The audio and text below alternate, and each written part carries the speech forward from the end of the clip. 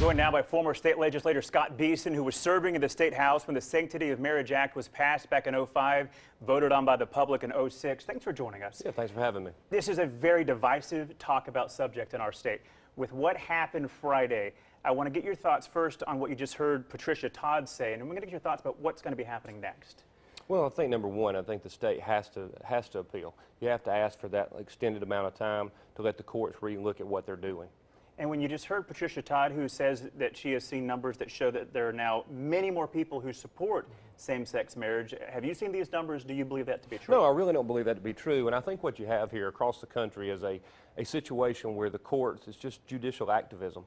When you have right at 40 states that had gay marriage bans, you had the Congress pass the Defense of Marriage Act, you have 200 years of tradition and history in this country that has said gay marriage is not legal. And then for the courts to come along and all of a sudden on their own, a handful of judges decide that the country will take this. I think this is completely out of place and absolutely wrong. And if they have the ability, if they have those kind of public support numbers, then do it through the election process, do it through the Congress, do it through the state legislatures. They can't get that done, so they ask these individual judges to force it on the people. The stay that was put into a place where it kind of puts 2 weeks before people can actually get marriage licenses for same-sex unions. What's your take on this stay? Is it something of significance or not really? No, I think it really is not. I figure this judge, most of the time judges go back and rule exactly the same way. The stay may be designed to try to give the state time to get ready to issue these licenses. But personally, I think, and what I'm going to be supporting and advocating, is that the state ignore this federal court ruling. Just civil disobedience from a people. We're talking about a state of Alabama that overwhelmingly, like Patricia said, overwhelmingly passed a marriage ban. 40-something states had these bans, and I think the people have to stand up against judicial activism, and there's really no other way to do this unless we've decided that we are no longer a government of the people.